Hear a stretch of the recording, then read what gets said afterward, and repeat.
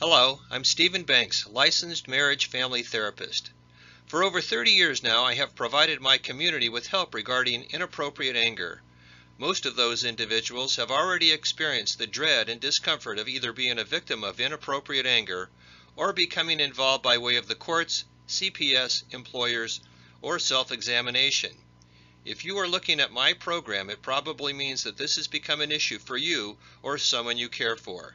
The following information will help you identify what is inappropriate, how it becomes inappropriate, the impact inappropriate anger can have on all involved, and most important, how to resolve the issues. M.A.D My Way will provide the viewer with very effective techniques and plans so that the individual, their family, friends, co-workers, and neighbors all feel much more comfortable and secure. Please take your time while viewing the program. There is a lot of information. You can start from the beginning or pick a section you think sounds interesting. I need to caution you though, some of the material may be difficult to look at or hear. However, I think it is necessary. I am not a professional actor, so you will hear my voice but won't see me. I've tried filming myself but think my expressions are more of a distraction than a help. Thank you for taking time to go over M.A.D My Way. I hope it helps. Serious relationships start off wonderfully, it seems. People like to walk down a path together. They may want to do exercises with each other, cuddle with each other, snuggle up with each other. They ultimately get married or move in with each other, hang out with their friends and family, cook meals with each other, even watching the sunset on a special place. Unfortunately, all too often, people start to ignore each other, get into serious fights with each other, take each other for granted, not want to hang out with each other. If they do, they may start to argue, and if things get really bad, it can turn into some very, very terrible things. The California Attorney General stats for 2016 listed 164,569 domestic violence-related calls for assistance. There were 55,089 that involved hands, feet, head, etc. 1,281 involved a firearm. 3,357 involved a knife or cutting instrument. 11,059 involved another dangerous weapon. There were 174,201 violent crimes documented.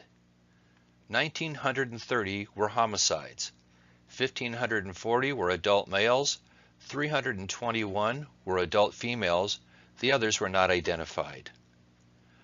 Of the 1,040 homicide offenders that were identified, more than 68% were killed by a spouse, parent, child, friend, or relative. 39.1%, 754, of homicide victims were between the ages of 18 and 29, the largest group. There were 108,977 felony arrests for violent offenses compared to 38,988 felony drug arrests. Of the 300,860 felony and misdemeanor arrests, 130,048 were in the age group 18 to 29. Sacramento County alone has one whole criminal court dedicated to domestic violence cases. Often other courts take the overflow. Over 50% of marriages and serious relationships end within 5 years, often ending up in family court as a result of one or both partners exposing children to inappropriate anger. Add to this cases before the court involving Children's Protective Services. The U.S. Department of Health and Human Services reported in their 2016 Child Maltreatment Report that over 48,000 perpetrators were related to the child.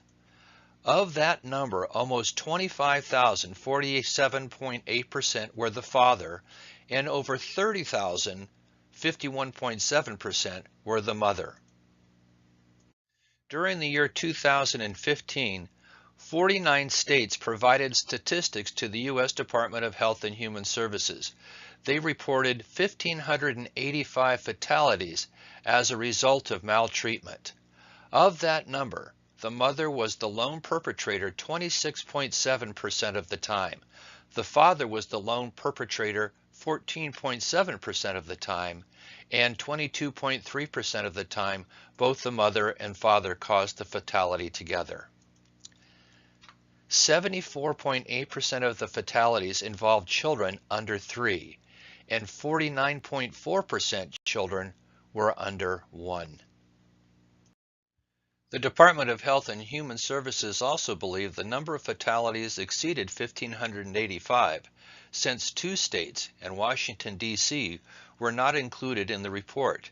They also believed there were other reporting issues that likely occurred, resulting in underreporting of fatalities. As mentioned earlier, more than 50% of relationships end in 5 years. Within that 5-year period of time, these serious relationships often experience domestic violence, inappropriate anger, jail, custody disputes, mental, physical, and emotional exhaustion, financial problems, childhood distress, and more. During those 5 years, many of the individuals attending a domestic violence program and their partners choose to remain in the relationship. Others may start a new relationship, but without making serious changes, may bring inappropriate anger to it. Many times the anger exhibited by both partners is inappropriate. Although it may not be physical, often there is psychological abuse through words, attitudes, and actions. Many couples have problems that can lead to inappropriate anger.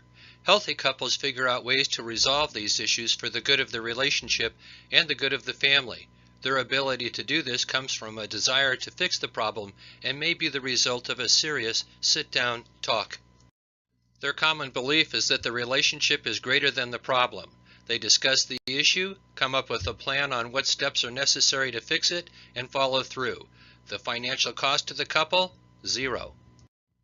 Let's say the couple recognizes that there is a serious problem they can't fix on their own. The healthy couple goes to a respected clinician who develops a plan for them on how to best resolve the issue. The cost? Probably about $100 per hour for maybe 10 to 20 sessions. In other words, $1,000 to $2,000. Let's say this couple isn't healthy. Inappropriate anger becomes more the norm than the exception. Over time, instead of fixing the problem, they gather more and more evidence of why they don't like the person or the relationship.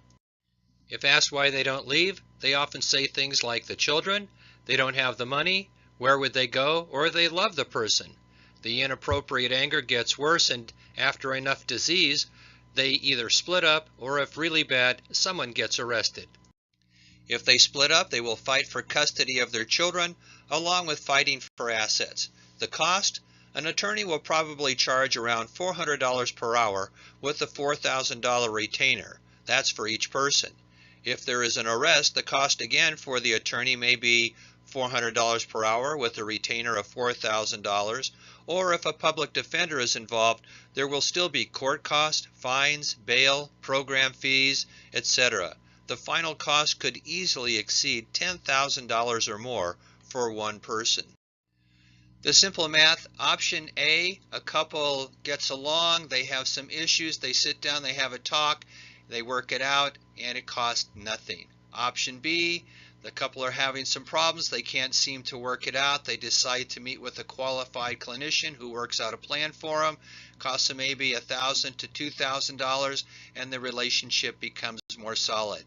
Option C, they decide that they can't work it out, so they spend over $4,000 per person to go to family court and try and work it out there. Option D, they include family court and criminal court, which could easily exceed $10,000, plus the additional cost for C&D, the very mental and emotional cost that lasts for years, if not decades.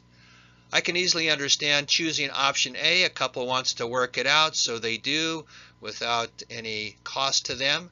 I can also understand why somebody would choose option B, where it costs maybe $1,000 to $2,000. They work it out and things are fine I don't quite understand why they would skip over B and go to C, where they're still going to explain to somebody what they don't like about the relationship, and then have somebody who's basically going to fight for them in court, and then they have to experience the frustration, the anger, the confusion, the depression, the anxiety, the problems for the kids, the problems that with relationships, the problems with family.